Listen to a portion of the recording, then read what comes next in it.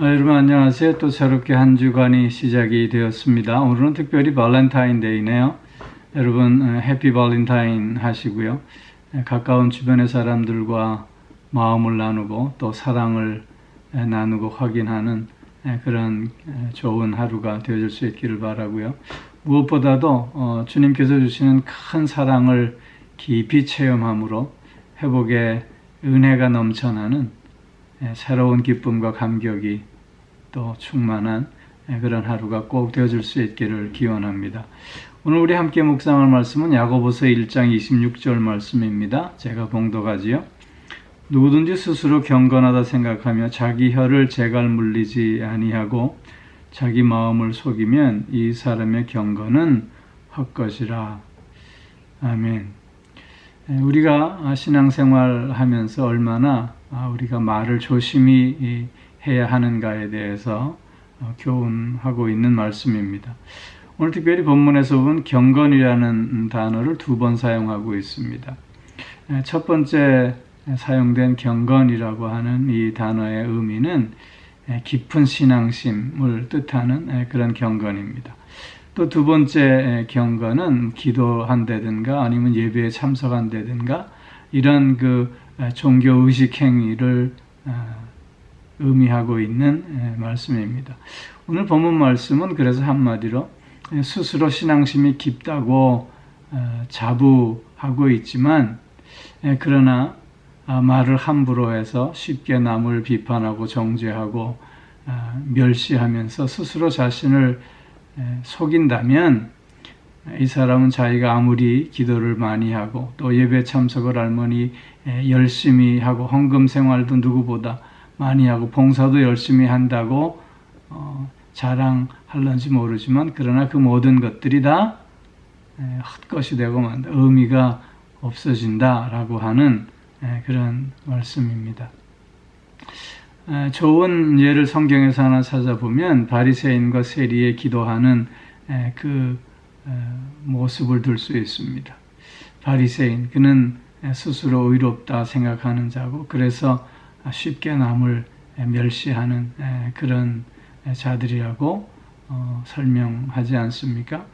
그가 성전에 올라와서 기도할 때 눈을 들어 하늘을 우러러보면서 나는 이런 사람들 꼭 토색, 불이 간음하는 자들과 같지 아니하고 특별히 이 세리와도 같지 않음에 감사합니다. 나는 일에 한 주일에 2번씩 금식하고 또 11조도 열심히 드리고 있습니다. 그렇게 기도하잖아요. 그러나 세리는 주여 나를 불쌍히 여기소서 나는 죄인으로소이다. 하늘을 쳐다보지도 못하고 땅에 머리를 숙이며 그렇게 기도하고 있지 않습니까? 주님은 누구의 기도를 들어주신다고 하셨습니까? 바리새인의 기도가 아니라 세리의 기도를 들으신다고 하셨습니다. 바로 이런 세리의 모습이 오늘 본문에 나타난 그런 모습이라 할 것입니다.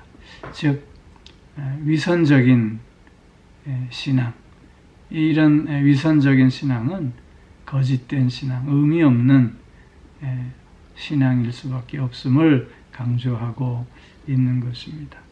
특별히 여기 오늘 본문에서 자기 마음을 속이면이라는 표현을 쓰고 있는데 이 말씀은 첫째는 내로남불이라는 말 아시지요?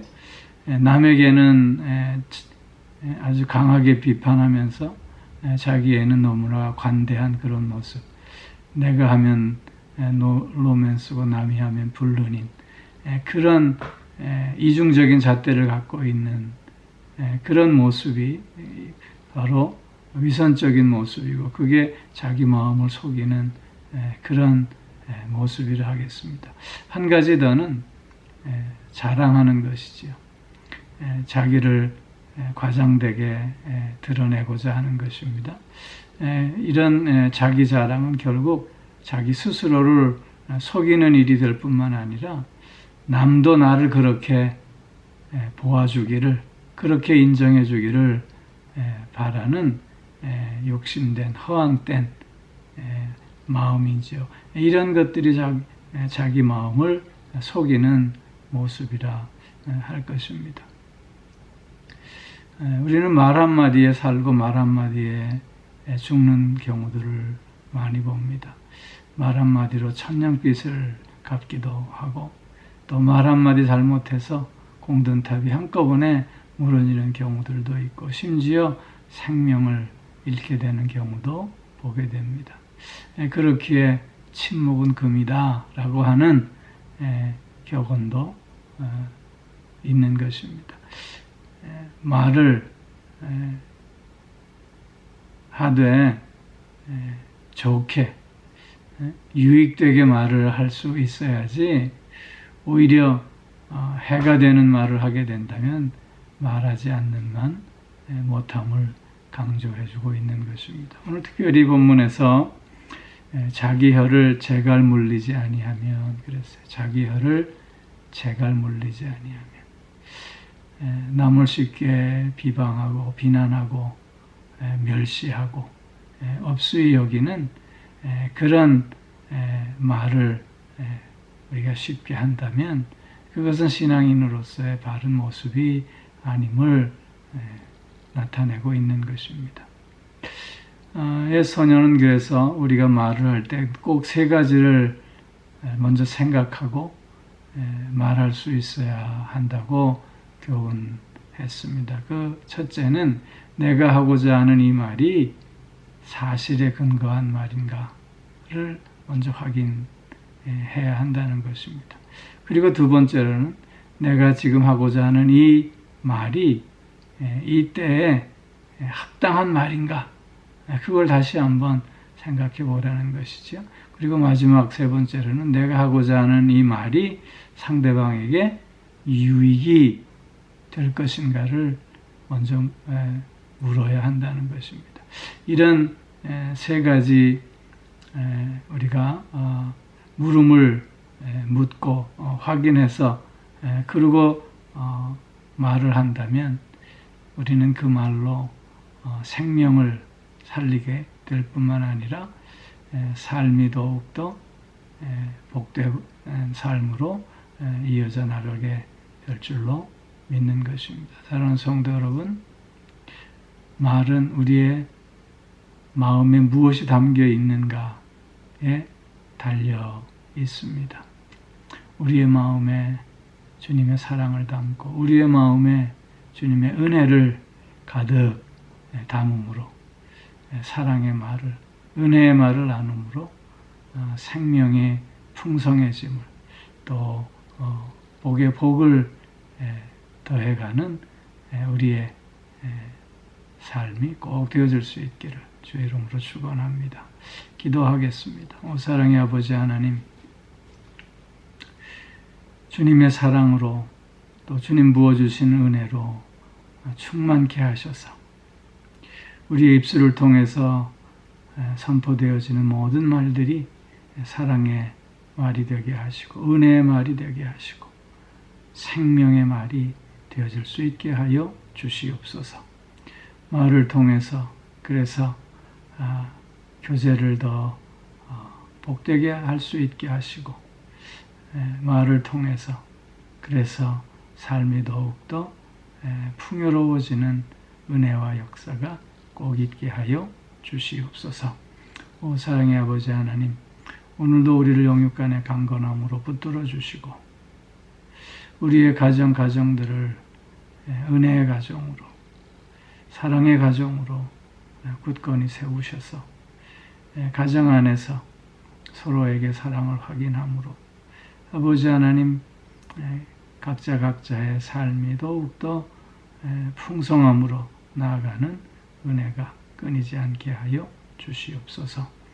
특별히 사랑하는 자녀들 하나님께서 지혜와 명철을 더하여 주시고 아버지는 무엇보다도 생각하는 여유를 갖게 하여 주시고 또한 분별력을 통해서 유익이 되는 말을 꼭 나누는 저들이 되어짐으로 모든 관계 속에서 기쁨을 얻고 또 사랑을 확인하는 저들이 되게 하여 주시옵소서.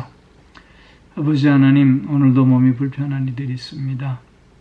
주님께서 특별한 은혜로 함께 하여 주셔서 하나님의 사랑을 확인하고 그 사랑 안에서 치유와 회복의 은총을 충만히 맛보는 한 날이 꼭 될 수 있게 하여 주시옵소서. 힘든 치료의 과정 속에서도 아버지 하나님 새 힘을 허락하여 주셔서 지치지 않게 하여 주시고 늘 소망을 든든히 붙잡고 나아가는 저들 모두가 될 수 있게 하여 주시옵소서. 마음이 상해 있는 이들도 위로하여 주셔서 새 마음 가질 수 있게 하여 주시고 무엇보다도 그 마음에 사랑이 넘치며 은혜가 넘칠 수 있게 하여 주시옵소서. 지진으로 인하여 고통받고 있는 많은 영혼들, 아직도 건물의 잔해 속에서 가냘픈 숨을 이어가고 있는 영혼들 있을 줄로 압니다. 아버지 하나님, 구원의 손길을 통해서 생명이 솟생케 되는 역사가 있게 하여 주시고 속히 모든 고통을 극복하고 다시 한번 새롭게 시작하는 저들이 되어지게 하여 주시고 이 땅의 전쟁이 속히 그치고 주님 주시는 평화가 또한 임할 수 있게 하여 주시옵소서. 오늘 주변에 있는 사랑하는 이들과 마음을 나누고 정을 나누고 사랑을 나누며 특별히 그리스도의 사랑을 함께 나누는 복된 날 되게 하여 주실 줄 믿사오며 우리 주 예수 그리스도의 이름으로 기도하옵나이다. 아멘.